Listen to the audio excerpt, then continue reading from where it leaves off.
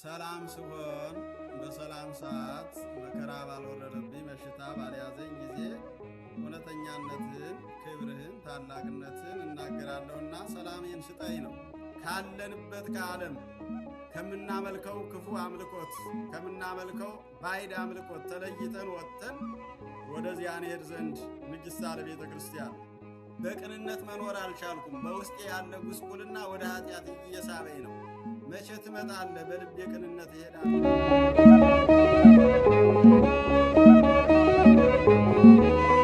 በስመ አብ ወወልድ ወመንፈስ ቅዱስ አሐዱ አምላክ። ጤና ይስጥልኝ አድማጭ ተመልካቾቻችን፣ በልዑል እግዚአብሔር ስም እንደምንሰነበታችሁ። ይህ ቤተ ተክሌ ነው። ቤተ ተክሌ በሳምንት 3 ቀናትን የተለያዩ መርሃ ግብራትን ያከናውናል። ዛሬ ይትባረክ ዘድጓ በሚለው አብይ ርዕስ ይዘን የምንወያይበት ዕለት ነው። በዛሬው ዕለት እንግዳም አይደሉም፣ ቤተኛ ናቸው። ከዚህ በፊትም በተለያየ ጊዜ መጥተው አስተምረውናል። ዛሬም ሊያስተምሩን የተገኙልን አባታችን ክቡር መልአከ ብርሃናት ኤልያስ አድማሴ ናቸው። መርሃ ግብራችንን በጸሎት እንጀምራለን። በጸሎት የሚያስጀምሩን እሳቸው ናቸው። ወደ እሳቸው ወስዳቸዋለሁ። የኔታ መርሃ ግብሩ እርሶ ነው። በጸሎት ያስተምሩ። በስመ አብ ወወልድ ወመንፈስ ቅዱስ አሐዱ አምላክ በቅድስት ሥላሴ እንዛ ምንወት ማጸን ክህደከ ሰይጣን በቅድመ ዛቲ የቅድስት ቤተ ክርስቲያን እንተይቲ ስምዕ የማርያም ጽዮን ለዓለመ ዓለም። አምላካችን እግዚአብሔር ወይ በአባቶቻችን በነቢያት በሐዋርያት በሊቃውንት ጉባኤ እየተገኘህ ጉባኤያቸውን እንደባረክላቸው እውቀቱን ጥበቡን ማስተዋሉን እንዳደልካቸው ሁሉ በእኛም በመካከላችን ተገኝተ ጉባኤያችን እንድትባርክልን ማስተዋሉን እውቀቱን ጥበቡን እንድትገልጽልን በጉባኤያችን አብረን እንድትገኝ የምንናገረውንም እንድትገልጽልንና ለምዕመናን የሚጠቅም እንድታደርግልን ቅዱስ ፈቃድ ይሆን ዘንድ አባታችን ወይ ብለን ስምህን እንጠራለን። አቡነ ዘበሰማያት ይትቀደስ ስምከ ትምጻእ መንግሥትከ ወይኩን ፈቃድከ በከመ በሰማይ ከማሁ በምድር ሲሳየነ ዘለለ ዕለትነ ሀበነ ዮም ወኅድግ ለነ አበሳነ ወጌጋየነ ከመ ንሕነኒ ንኅድግ ለዘአበሰ ለነ ኢታብአነ እግዚኦ ውስተ መንሱት አላ አድኅነነ ወባልሐነ እምኩሉ እኩይ እስመ ዚአከ ይእቲ መንግሥት ኃይል ወስብሐት ለዓለመ ዓለም። በሰላም ቅዱስ ገብርኤል መልአክ ኦ እግዝእትየ ማርያም ሰላም ለኪ ድንግል በኅሊናኪ ወድንግል በሥጋኪ በእግዚአብሔር ጸባኦት ሰላም ለኪ ቡርክት አንቲ እምአንስት ወቡሩክ ፍሬ ከርሥኪ ተፈሥሒ ፍሥሕት ኦ ምልዕተ ጸጋ እግዚአብሔር ምስሌኪ ሰአሊ ወጸልይ ምህረተ በፍቁር ወልኪ ኢየሱስ ክርስቶስ ከመ ይስረይ ለነ ኃጣውኢነ ተማኅፀነ ብኪ ኦ እግዚእ ኢየሱስ ክርስቶስ ስረይ ኃጢአቴ ወኃጢአተ ኩሉ ሕዝብከ ጌታ ኢየሱስ ክርስቶስ ሆይ የኔንም ኃጢአት የወገኖችንም ኃጢአት ይቅር በል። ማይሰራ ኃጢአትን እግዚአብሔር ይፍታ። እግዚአብሔር ይባርክ። ይፍቱን። እግዚአብሔር ይስጥልን። ቅድም በመግቢያ እንደተናገርኩት ዛሬ ይትባረክ ዘድጓ በሚል አብይ ርዕስ ስር ጾመ ድጓ የሚባለውን የቅዱስ ያሬድ ድርሰት ነው የምናየው። ዛሬ የደረስንበት የምናካሄደው የቅድስት ረቡዕ ነግ ላይ ነው የምንገኘው። ይህንን እኔ በዜማ እያሰማው የኔታ እየተረጎሙ ያመሰጠሩልን እንቀጥላለን። ልቀጥል የኔታ? ይቀጥሉ።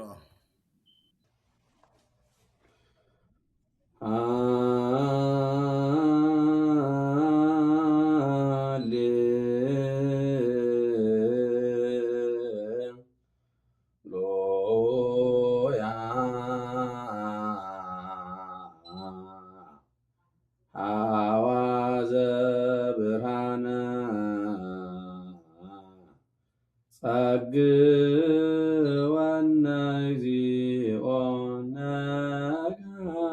ነግሃነ እምነዋም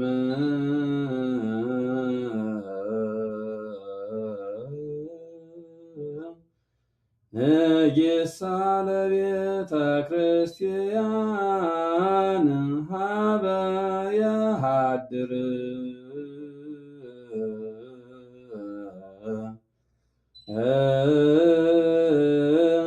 ብለስባቲሁ ንሳል ዘእምኀቤሁ ረድኤተ ወህይወተ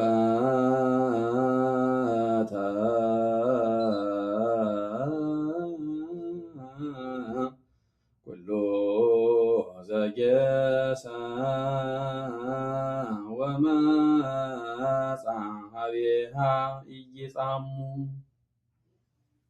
ሐዋዘ ብርሃነ ጸግወነ እግዚኦ። አቤቱ መልካሙን ብርሃን ያማረውን ብርሃን ስጠን። ነግሃ ነቂያነ እምነዋም ንይሳ ለቤተ ክርስቲያን። ጠዋት ከምኝታችን ተነስተን ወደ ቤተ ክርስቲያን እንገሰግስ ዘንድ እንድንገሰግስ እንድንሄድ ሀበ ያድር ብለ ስብሐቲሁ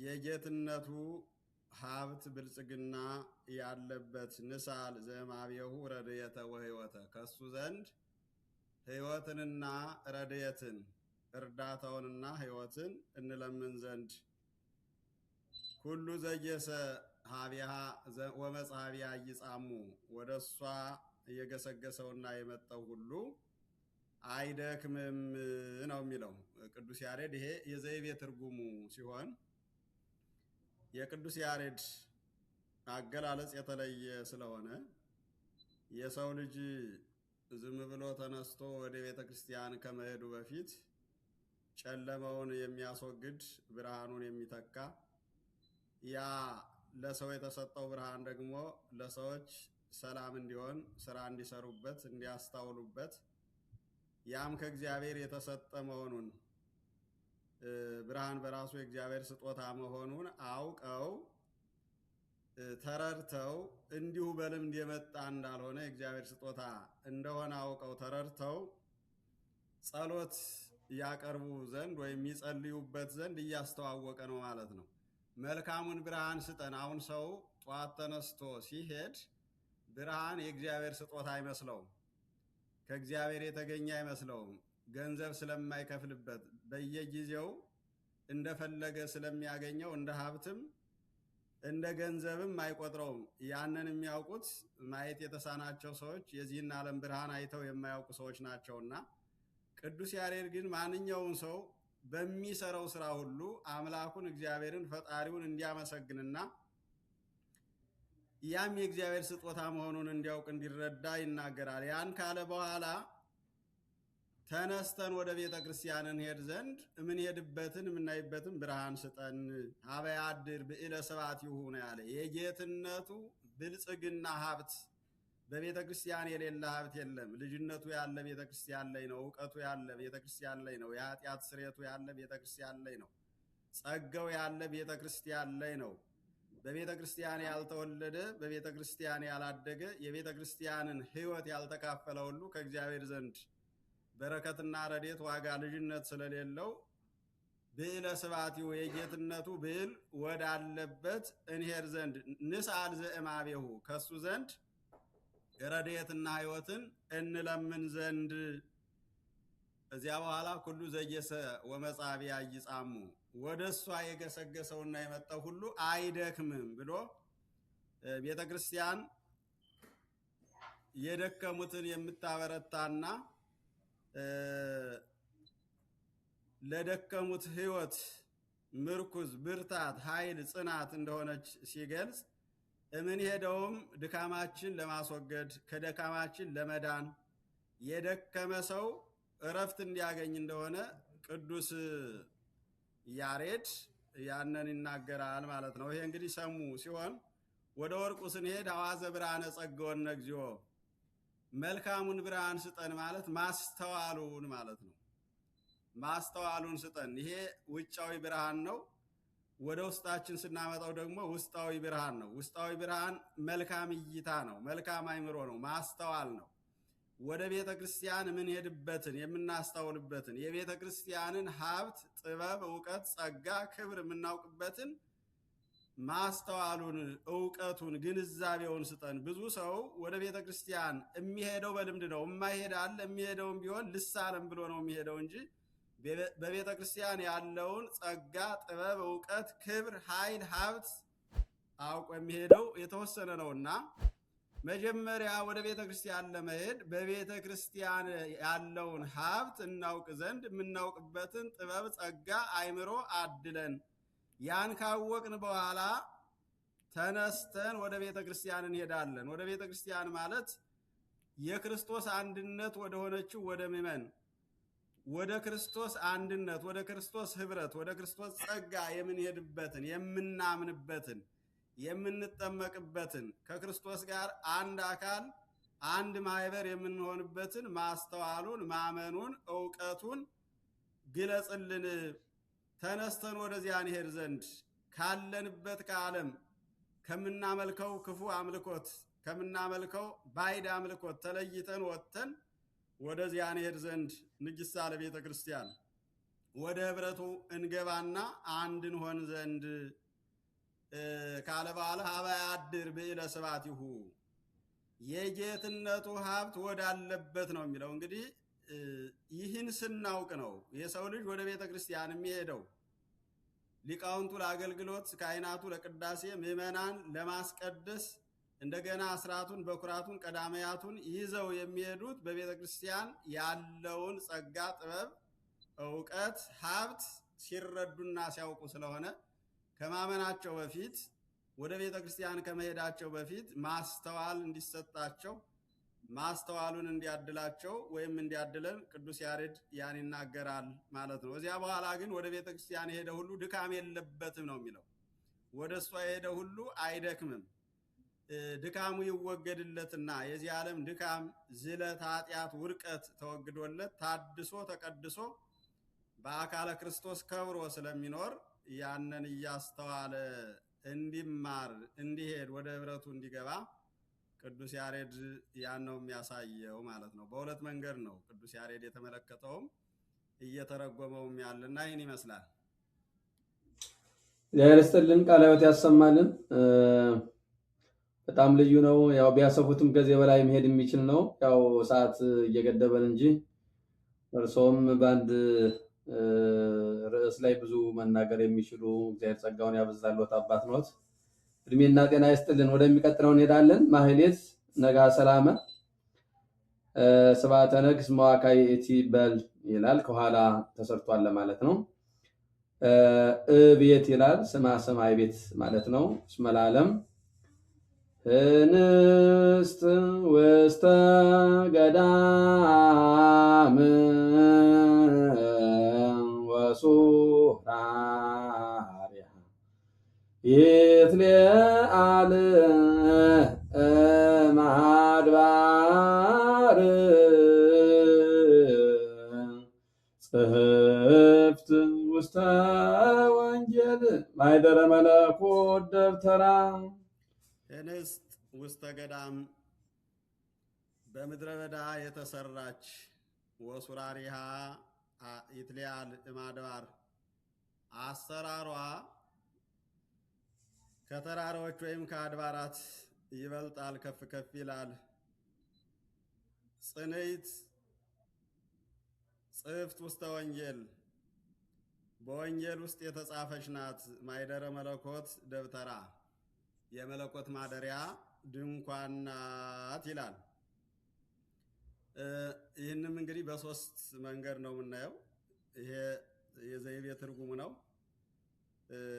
እንስት ውስተ ገዳም በምድረ በዳ የተሰራች የመጀመሪያዋ ቤተክርስቲያን ናት። የመጀመሪያ ቤተክርስቲያን የተሰራ ደብረ ሲና ላይ ነው። እሱ ምድረ በዳ ተራራ ነው ማለት ቤተ መቅደስ ወይም ድንኳን ወይም ደግሞ በሰሎሞን ቤተ መቅደስ የተሰራው ነው። ያን የሚያሳይ ነው። አምልኮ የተጀመረበት ቦታ ማለት ነው። ባጭሩ እግዚአብሔርን ማምለክ የጀመርንበት ቦታ፣ መስዋዕት የሰዋንበት ቦታ ሁሉ የተሰራ ይባላል። ለእግዚአብሔር የተከለከለ የተከበረ የተለየ ቦታ ስለሆነ የሰው ልጅ ማምለክ ከጀመረበት ጀምሮ ያለው የተለየ የተቀደሰ ቦታ ስላለ እሱን የሚያሳይ ነው።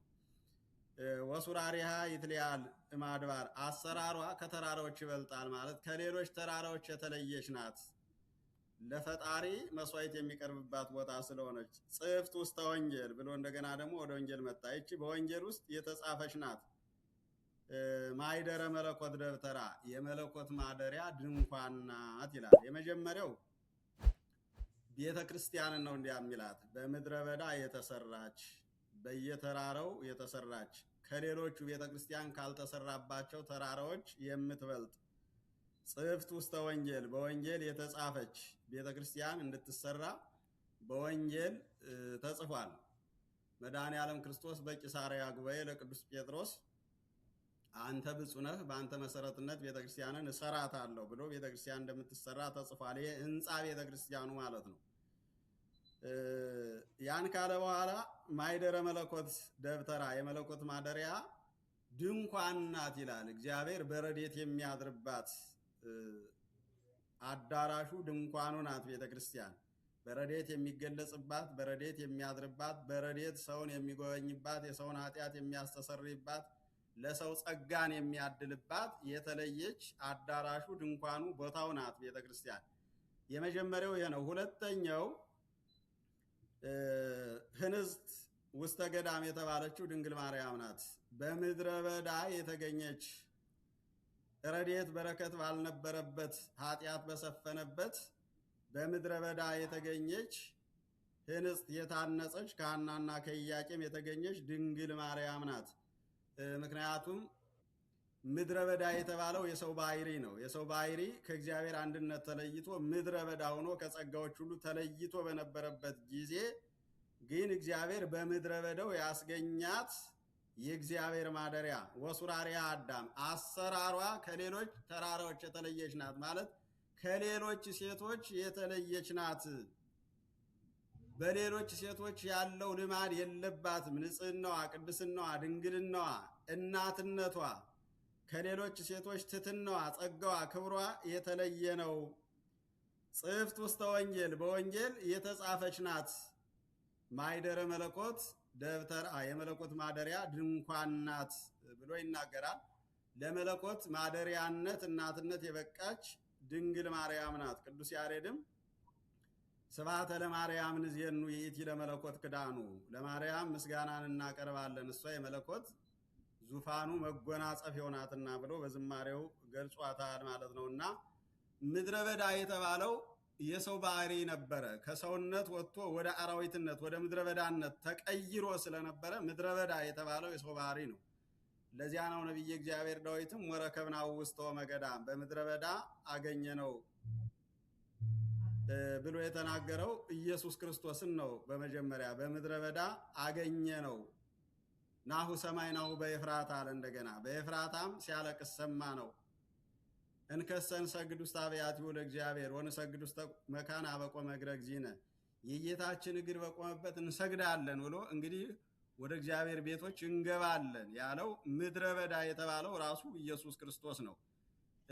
ቅዱስ ያሬድን በጾመ ድጎ በወመ ገዳም ረከብናሃ በምድረ በዳ አገኘናት፣ ነሳይና ትኩነነ መራ መሪት ሆነን ዘንድ ተቀበልናት ያለ የመጀመሪያዋ ድንግል ማርያም ናት። ሁለተኛው ኢየሱስ ክርስቶስ ነው።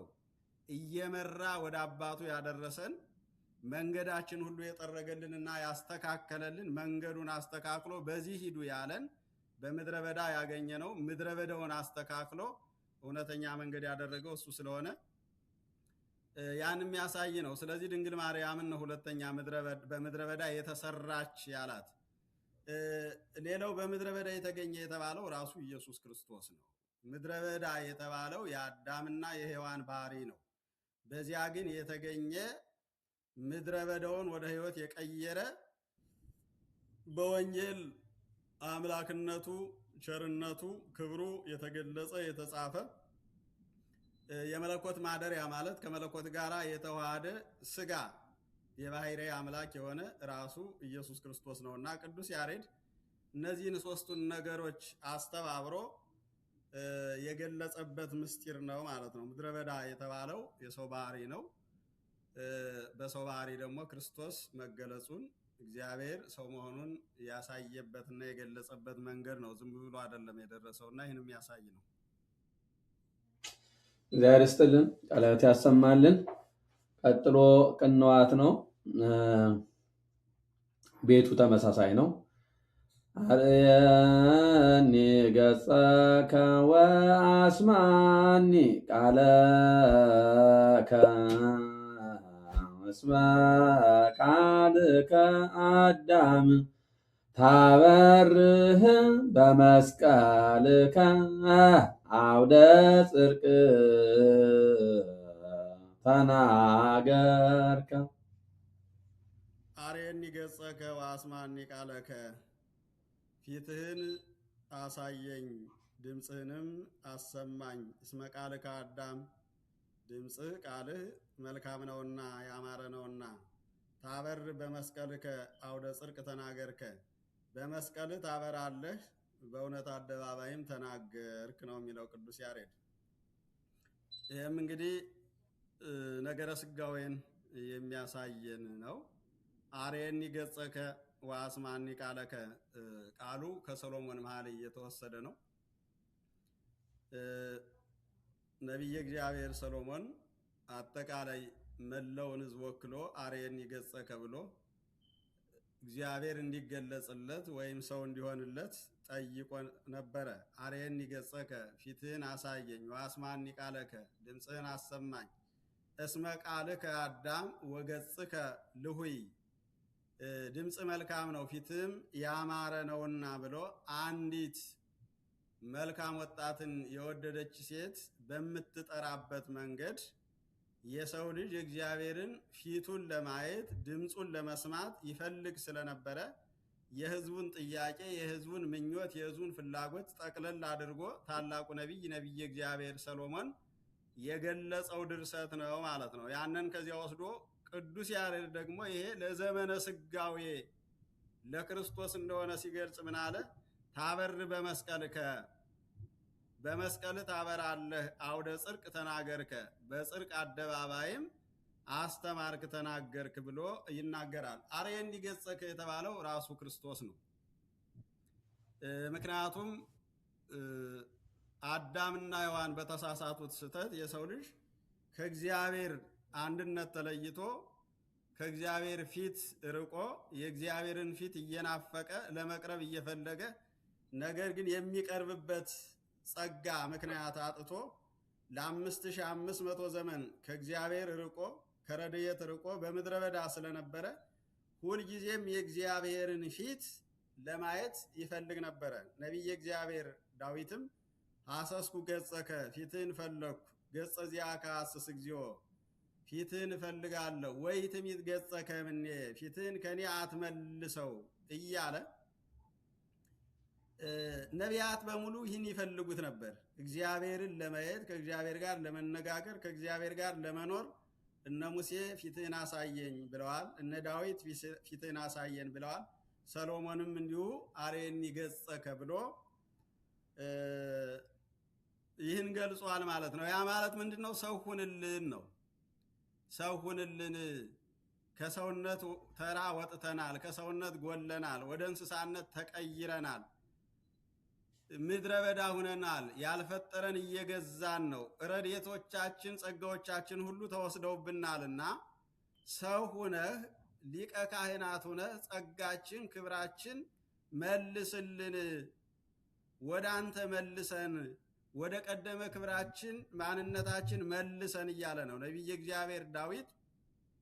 ይትስክር ለነ አበሳነ ዘትካት፣ የቀደመ በደላችን አታስብብን፣ ፍጡነ ይርከበነ ሳይልከ እግዚኦ፣ አቤቱ ይቅርታ ፈጥኖ ይደረግልን፣ እስመ ተመንደብነ ፈድፋደ፣ እጅግ ተቸግረናልና ብሎ ይናገር ነበር። የእነዚህ ሁሉ ነቢያት ጥያቄ በዘመኑ የደረሰባቸው አስጨናቂ መከራ፣ የነፍስ የሥጋ ውርቀት ገጥሟቸው ስለነበረ ከስደት ወደ ስደት፣ ከመከራ ወደ መከራ፣ ከጨለማ ወደ ጨለማ፣ ከጉስቁልና ወደ ጉስቁልና እየሄዱ ተቸግረው ስለነበረ ያን ደግሞ ፍጡር እንደማያስወግደው ስላዩ ስላወቁ ብዙ ደክመው ብዙ መስዋዕት አቅርበው ያን ማስወገድ ስላልቻሉ ይህን ችግር የሚያስወግድ የእግዚአብሔር ልጅ እንደሆነ ስለገባቸው ተገለጽልን ነው። ተገለጽልን፣ አቤቱ መቼ ትመጣለህ ብሏል ዳዊት። ማይዜ ትመጻቤ፣ መቼ ነው ወደ እኔ የምትመጣው? ወአውር በየዋህተ ልቤ፣ በልቤ ቅንነት መቼ ነው የሚሄደው የምኖረው? ምክንያቱም አሁን በቅንነት መኖር አልቻልኩም። በውስጤ ያለ ጉስቁልና ወደ ኃጢአት እየሳበኝ ነው። መቼ ትመጣለህ? በልቤ ቅንነት እሄዳለሁ እያለ ኢየሱስ ክርስቶስን ይናፍቀው ስለነበረ ያንን ነው ቅዱስ ያሬድ የነቢያትን ትንቢት ከነቢያት ትንቢት በኋላ ደግሞ የተገለጸውን የክርስቶስን መልካም ስራ ሲገልጽ አርየኒ ገጸከ ብሎ ከነቢያት አመጣ። ወአስማኒ ቃለከ ብሎም ከዚህ አመጣ። ከዚያ በኋላ ታበር በመስቀልከ እነዚያ ነቢያት ፊትህን አሳየን ብለው ነበረ። አሁን ግን አንተ ተገለጽክላቸው፣ ተወለድክላቸው፣ በአደባባያቸው በአገራቸው አስተማርክ። ደግሞ ያን የለመኑትንና የፈለጉትን ክብር በመስቀል ትገልጸዋለህ። ምክንያቱም የነ ዳዊት ጥያቄ፣ የነ ሰሎሞን ጥያቄ፣ የነ ሙሴ ጥያቄ፣ የሌሎቹም የነ አብርሃም ጥያቄ የተመለሰው በክርስቶስ መስቀል ነው። ክርስቶስ ሲሰቀል ጠላት ዲያብሎስ ሙቶ እነሱ ነፃ ወጥተዋልና ጥያቄያቸው የተመለሰ በዕለተ ዓርብ ስለሆነ ቅዱስ ያሬድ መጨረሻ ሄዶ ክርስቶስ ያደረገውን የመጨረሻውን የማዳን ስራ ታበር በመስቀልከ አውደ ጽድቅ ተናገርከ፣ በጽድቅ አደባባይ እውነትን ተናገርክ ብሏል እና በመስቀል የተፈጸመውን ድነት ነው የሚነግረን። ቅዱስ ጴጥሮስም ወሆረ እለ ውስተ ሙቂታ ትነብር ነፍሶም ወሰበከ ሎሙ ግዛነ ነፍሳቸው ታስራ ወዳለችበት ሂዶ ነፃነትን ሰበከላቸው ብሏል እና ይፈልጉት የነበረ ነፃነት ስለተከናወነላቸው ያ ደግሞ የተከናወነው በመስቀል ስለሆነ ያንን አስተባብሮ ነው ቅዱስ ያሬድ እየተናገረ ያለ። ቅዱስ ያሬድን ሊቅ ከሚያሰኘው አንዱ ብሉይ ኪዳንንና አዲስ ኪዳንን አጣምሮ አጣጥሞ ሌሎች ያልተረጎሙትን ተርጉሞ ምስጢሩ ለአዲስ ኪዳን እንደሆነ አሳይቶ ስለሚያስቀምጠው ነው ማለት ነው። ይህን ይመስላል። ወደፊት እንሂድ። እግዚአብሔር ይስጥልን፣ ቃለ ሕይወት ያሰማልን። ቀጣዩ አቡን በሁለት ስራይ ቤት ነው። ስራይ ብሎ የሚሰራቸው በሌላ ቦታ እንደ ምልክት ወይም በቤት ደረጃ ተቀምጠው የሚገኙትን እዚሁ ላይ ስናገኘው ማለት ነው። ሌላ ቦታ ቤት ብሎ እናገኘዋለን። እዚህ ግን ስራይ ስለሆነ ብርሃነ ሕይወት የሚለው ራሱ ስለሆነ ቀጥታ ሌታውን ሰርቶ ይሄዳል ማለት ነው።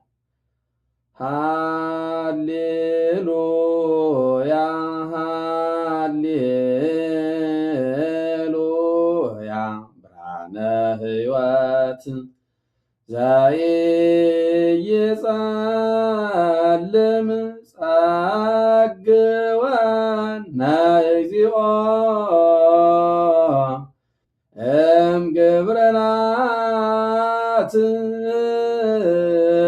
ግይዛነ ወእምጽልመት ብርሃነ እንተ ጸብሐት ንባርከከ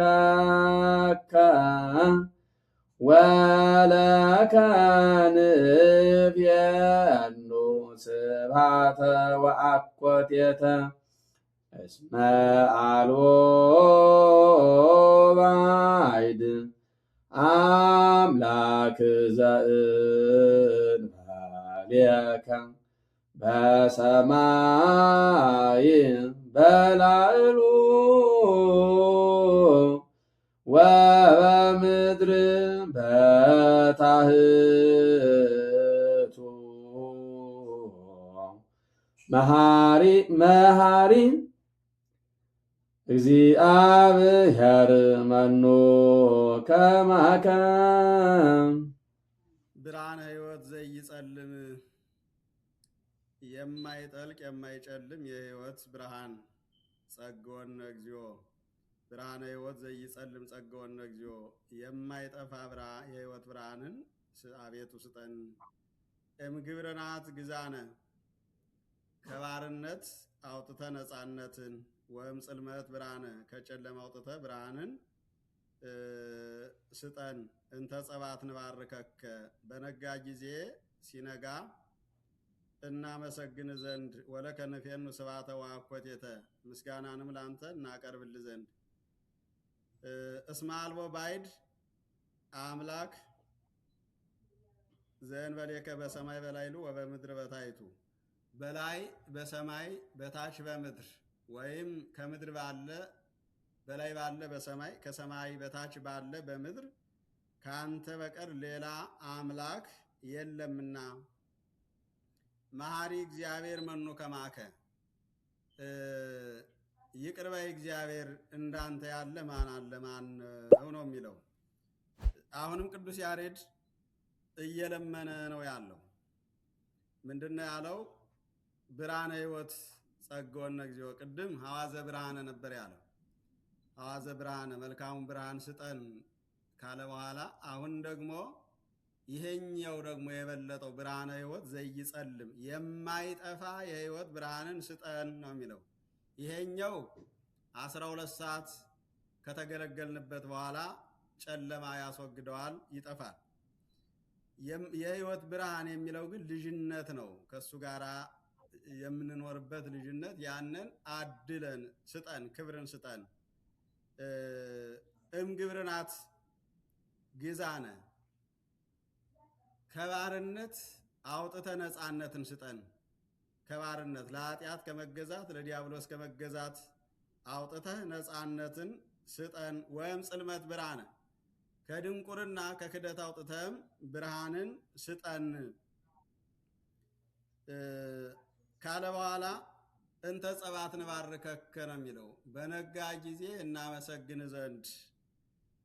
በነጋ ጊዜ ሲላውን ይሄኛው ዓለም ሲያልቅ በዚያኛው ዓለም ልጆች ሁነን ልጆች ተብለን ለዘላለም እናመሰግን ዘንድ እንተ ጸባት የሚለው እሱን የሚያሳይ ነው። እስመ አልቦ ባዕድ አምላክ ዘእንበሌከ በሰማይ በላዕሉ ወበምድር በታሕቱ። በላይ በሰማይ በታች በምድር እንዳንተ ያለ ወይም ከአንተ ሌላ እንዲህ የሚመለክ የሚመሰገን የሕይወት ብርሃንን የሚሰጥ ከድንቁርና የሚያወጣ ነፃነትን የሚያድል ከጨለማ የሚያወጣ የሕይወት ብርሃንን የሚሰጥ የለምና፣ ስለዚህ አንተ እናመሰግን ዘንድ ያንን ስጠን ነው። መጨረሻ ላይ ምን አለ? ከሱ ውጭ ሌላ አምላክ እንደሌለ መሐሪ እግዚአብሔር መኑ ከማከ እንዳንተ ይቅር ባይ እግዚአብሔር ማን አለ ነው የሚለው። በዚህ ምድር ብዙ ይቅር የሚሉ ሰዎች አሉ፣ የሚፈርዱ ሰዎችም አሉ። ግን እነሱ ፍርደኞች ናቸው። የማይፈረድበት ፈራጅ እግዚአብሔር ብቻ ነው። ተቀናቃኝ የሌለው፣ ተገዳዳሪ የሌለው፣ ጓደኛ የሌለው፣ ቢጽ የሌለው፣ ለዘላለም ነግሶ የሚኖር የፈለገውን ቢያደርግ የሚከሰው የሚወቅሰው አጠፋህ የሚለው የሌለ ዳኛ እግዚአብሔር ብቻ ነው። ሌላው ለጊዜው ሊፈርድ ይችላል፣ በኋላ ግን ፍርደኛ ነው፣ ለፍርድ ይቀርባል። እና ቅዱስ ያሬድ ብቸኛው አምላክ፣ ብቸኛው ፈራጅ፣ ብቸኛው ሰጭና ነሽ አክባሪና ክብርን የሚነሳሱ እንደሆነ ሲገልጽ ስለ እግዚአብሔር እንዲህ ብሎ ይናገራል ማለት ነው። አንደኛ እውነተኛ ብርሃን የሚገኝ ከሱ ብቻ እንደሆነ፣ ሌላ ጥበበኞች ነን የሚሉ እናውቃለን የሚሉት ሁሉ እሱ የሚሰጠውን መስጠት እንደማይችሉ ምንድን ነው የሚለው? ብርሃነ ሕይወት ዘይጸልም ጸግወነ እግዚኦ። የማይጠፋውን ነው። ሌሎቹ የሚሰጡት ብርሃን የሚጠፋ ነው። ለምሳሌ አሁን የምንጠቀምበትን ብርሃን የሰጡን ሰዎች አሉ። እነሱም ሞተዋል፣ መብራቱም ይጠፋል። እንደገና እግዚአብሔር በተፈጥሮ የፈጠረው ብርሃን አለ። ያም የሚሞትበትና የሚጠፋበት ጊዜ አለ። እግዚአብሔር ለሰው ልጅ የሰጠው የማይጠፋው ብርሃን ግን የእግዚአብሔር ልጅ መሆን ነው። የእግዚአብሔር ልጅ ሆኖ መኖር፣ ያ የማይጠፋ ብርሃን ነው። ከማይጠፋው ዘር ተወልዳችኋልና ያለው ቅዱስ ጴጥሮስ ያን ነው። ከማይጠፋው ዘር ተወልዳችኋልና እናንተ ምርጦች ናችሁ ብሎ ይናገራል። እንደገና ኢየሱስ ክርስቶስም ሲያስተምር በዮሐንስ ወንጌል ምዕራፍ 1 ቁጥር 11 ላይ ስንመለከት እንዲህ ብሎ ነው የሚናገረው። ውስተ ዚአሁ መጻ፣ የእሱ ወገን ወደ ሆኑት መጣ፣ ወእሊአሁሰ ኢተወክፍዎ፣ እነሱ ግን አልተቀበሉትም። ወለእለሰ ተወክፍዎ ወሀቦሙ ሥልጣነ ውሉደ እግዚአብሔር ይኩኑ፣ ለተቀበሉት ግን የእግዚአብሔር ልጆች የሆኑ ዘንድ ስልጣንን ሰጣቸው። ለእለ አምኑ በስሙ፣ በስሙ ላመኑት። የማይጠፋ ብርሃን ማለት የእግዚአብሔር ልጅ ተብሎ መጠራትና በዚያ ስልጣን መኖር ነው። የእግዚአብሔር ልጅ ተብሎ የተጠራና በዚያ ስልጣን የኖረ ሁሉ የማይጠፋ ብርሃን አለው፣ የማይጠወልግ ብርሃን አለው። ከእግዚአብሔር ጋር ልጅ ሆኖ ለዘላለም እያበራ ይኖራል። ይሄ ማንም የማያጠፈው ማንም የማይወስደው እውነተኛ ከእግዚአብሔር የተሰጠ ብርሃን ስለሆነ ማለት ነው። እና ያንን ነው ቅዱስ ያሬድ እየነገረን ያለ። ያ እንደሆነ ደግሞ ሲገልጽ ምን አለ? እምግብርናት ግዛነ፣ ከባርነት ነው የሚለው፣ ከዲያብሎስ ባርነት ነፃ ታወጣን ዘንድ ከጨለማም ከድንቁርና ከክደት ነፃ አውጥተህ ያንን ትሰጠን ዘንድ እንለምናሃለን ነው የሚለው። እዚያ በኋላ ደግሞ ሌላ አምላክ እንደሌለ ይህን የሚያደርግ እውነተኛውን ብርሃን የሚሰጥ እውነተኛውን ሕይወት የሚሰጥ በሰማይ በምድር ሌላ አካል እንደሌለ፣ ይሄ በእግዚአብሔር ብቻ የሚሰጥ በማንም የማይሰጥ ፍጡራን የማይሰጡት ከፍጡራን የማይገኝ ከእግዚአብሔር ብቻ የሚገኝ ልዩ ሀብት ዓለም ያላወቀው ነገር ግን እግዚአብሔር በቸርነቱ ለሰዎች የሰጠው ልዩ ሀብት ነው። ሌላውን ነገር ከሌላ ልናገኘው እንችላለን። እውቀቱን፣ ጥበቡን፣ ገንዘቡን፣ ሙያውን፣ ሌላውንም ነገር ከፍጡራን፣ ከመምህራን፣ ከጥበበኞች፣ ከሰዎች እየቀረብን እናገኘዋለን። ልጅነትን ግን ከእግዚአብሔር ውጭ በሌላ በማንም በኩል አናገኘውም እና የመጨረሻውን ትልቁን ሀብት ትልቁን ጸጋ ከእግዚአብሔር እንደምናገኝ ቅዱስ ያሬድ ነግሮናልና ያን ደግሞ ስለሰጠን ማመስገን እንዳለብን በሰማይ በምድር ከእሱ በቀር ሌላ አምላክ እንደሌለ መሐሪና ይቅር ባይ አምላክ እሱ ብቻ እንደሆነ ማወቅና ማመስገን እንዳለብን ያንን የሚያሳይ ነው ማለት ነው። እግዚአብሔር ይስጥልን፣ ቃለ ሕይወት ያሰማልን። ወደሚቀጥለው እንሄዳለን። የሚቀጥለው ሰለስት ነው። ሰለስቱ ጊዜ ገሚድ መጽሐ ነው። ተንሥኢ ጽዮን ልበሲ ኃይለኪ ወትርሲተኪ ኢያጎነዲ መድኃኒተኪ። ተንሥኢ ጽዮን ልበሲ ኃይለኪ ወትርሲተኪ።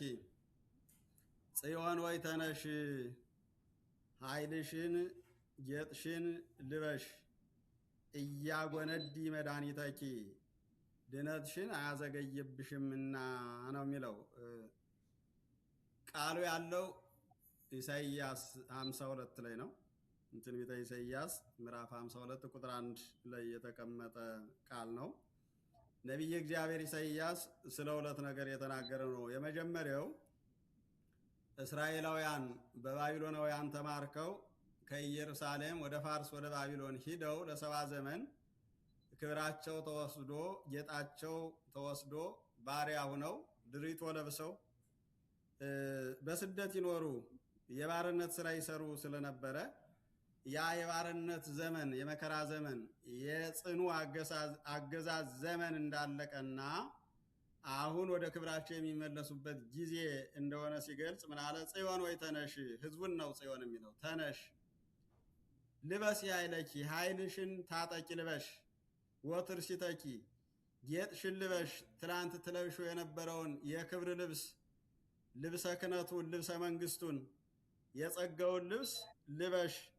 እያጎነዲ መድኃኒተኪ፣ ከዚህ በኋላ ከ70 ዘመን በኋላ ድነትሽን መመለትሽን አያዘገይብሽም፣ ትመለሻለሽ እና ተዘጋጂ። ምክንያቱም የህሊና ዝግጅት እንዲያደርጉ ነው።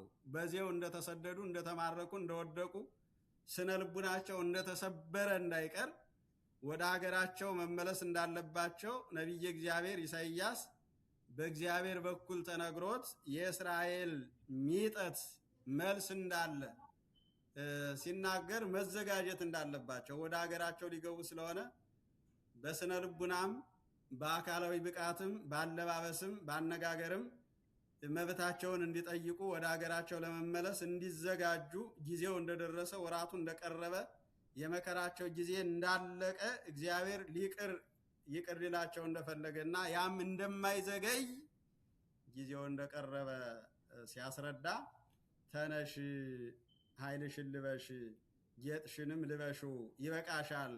የመከራው ዘመን ማቅ የለበሽበት ድሪቶ የለበሽበት ራሽን የጣልሽበት የተገዛሽበት ዘመን ያ የመከራው ዘመን አልፏል።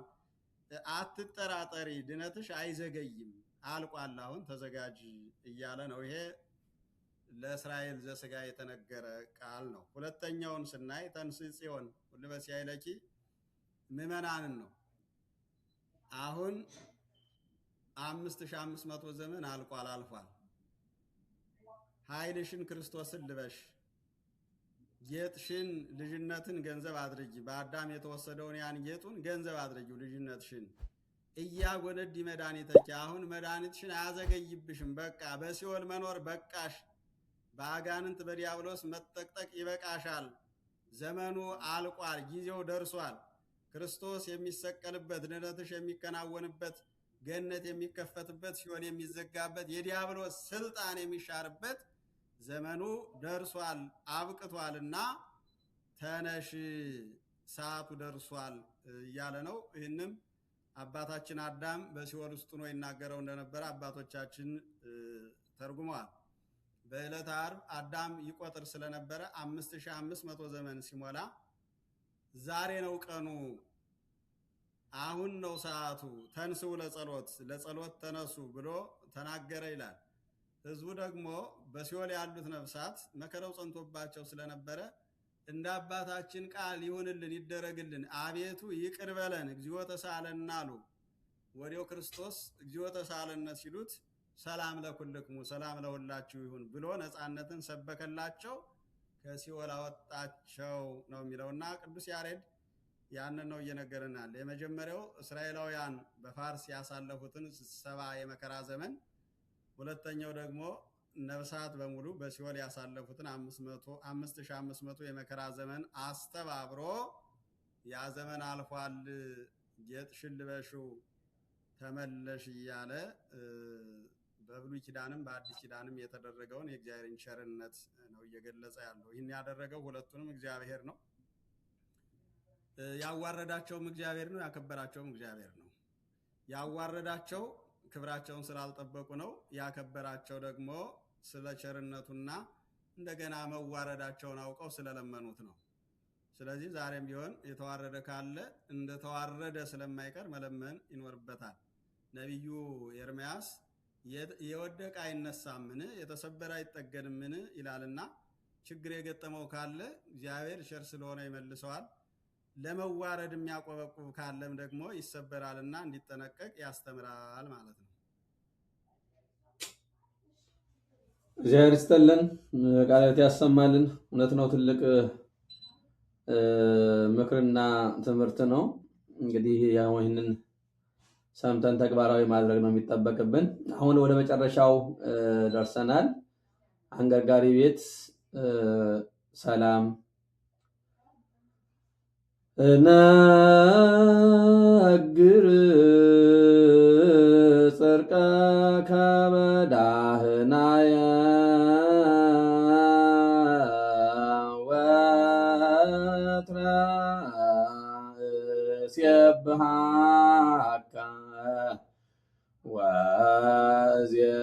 ወእዜምር ለከ ዘበትእዛዝከ ሰርአ ጎህ ወጽባህ ኮነ ብርሃነ ወጸብሃ በኩሉ ሰላም ወጥኢና ይራስያነነ ሃሉ እነግር ጽድቀከ በዳህናየ ወትረ እሴብሐከ ወእዜምር ለከ። በሰላም ደህና እያለሁ እውነተኛነትህን ጽድቅህን እናገራለሁ። ወትረ እሴብሐከ ሁልጊዜ አመሰግንሃለሁ። ወእዜምር ለከ ለአንተም እዘምራለሁ።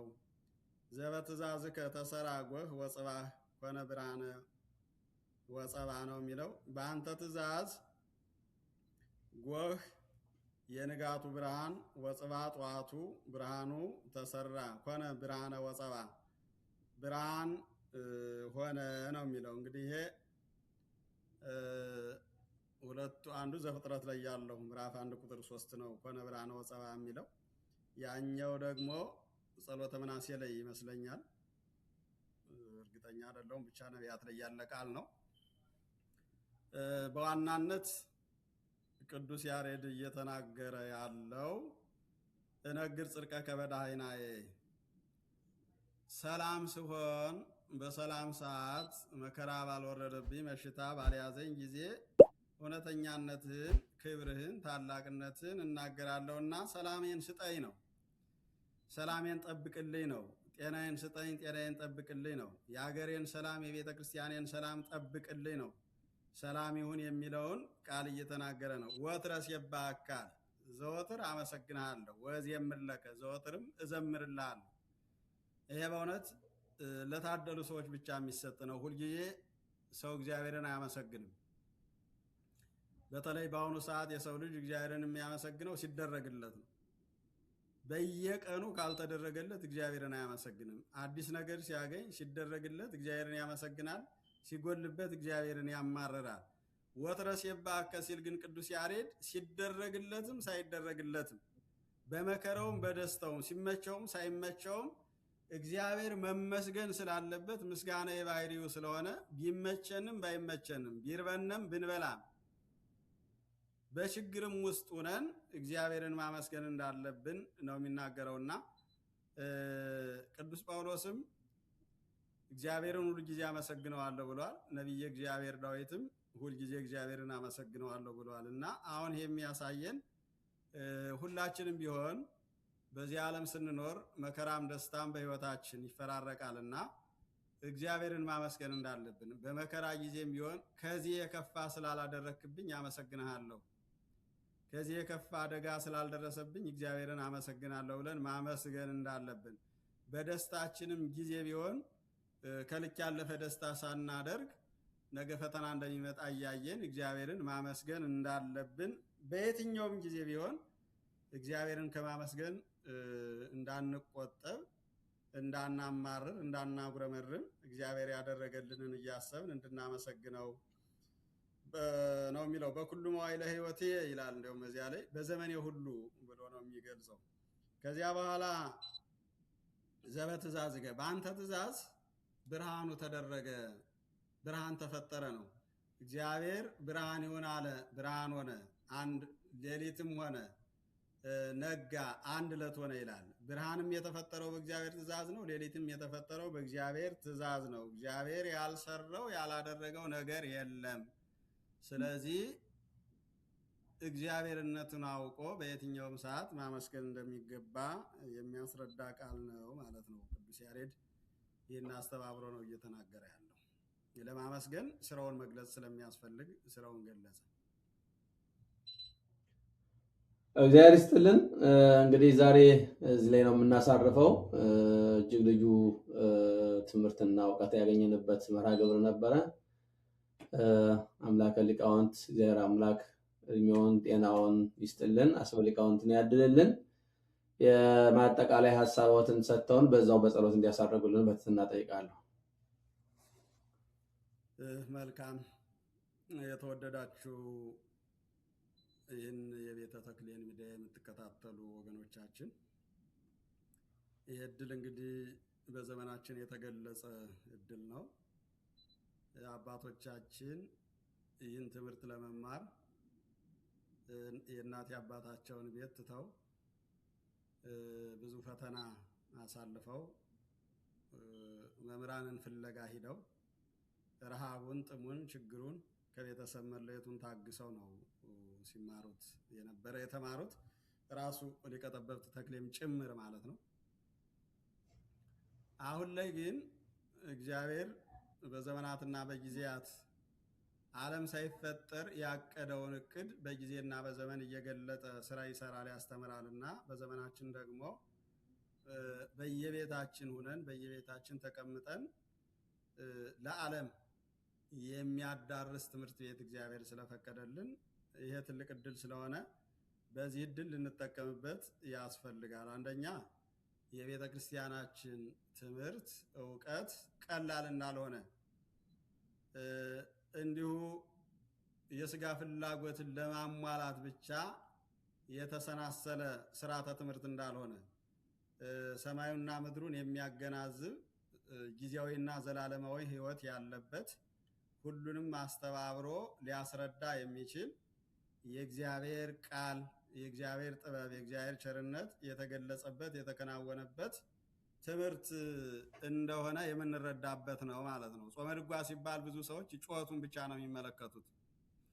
ግን ከጩኸቱ ከዜማው ባሻገር ምስጢሩ፣ ጥበቡ፣ እውቀቱ፣ የቤተ ክርስቲያን ክብር፣ የክርስቶስ ሰው መሆን የተገለጸበት፣ በአጠቃላይ ድነታችን የተከናወነበት ጥበብና ምስጢር የተገለጸበት ስለሆነ ይህንን በየቤታችን ሁነን መማር እንችላለንና እንደው የተሰጠንን እድል እንደ ዋዛ እንዳናየው። ይሄ እድል ትልቅ እድል ነው።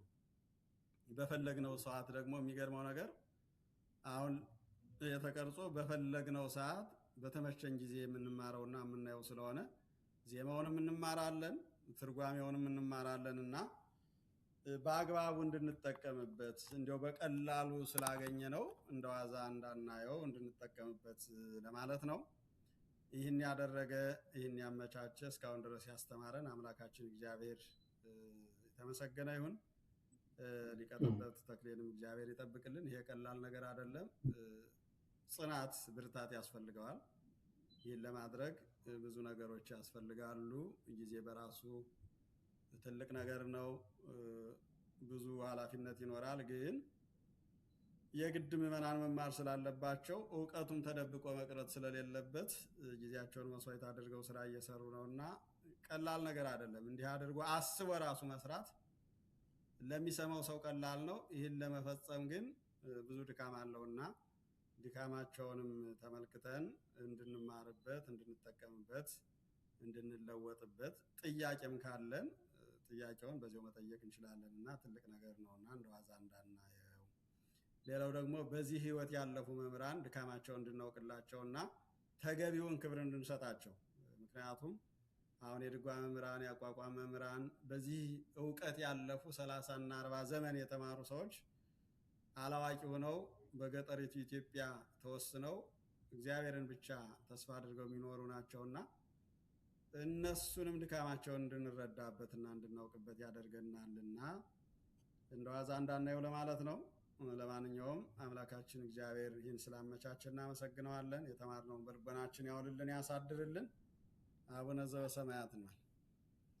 አቡነ ዘበሰማያት ይትቀደስ ስምከ ትምጻእ መንግሥትከ ወይኩን ፈቃድከ በከመ በሰማይ ከማሁ በምድር ሲሳየነ ዘለለዕለትነ ሀበነ ዮም ወኅድግ ለነ አበሳነ ወጌጋየነ ከመ ንሕነኒ ንኅነኒ አላ አድኅነነ ወባልሐነ ኩሉ እኩይ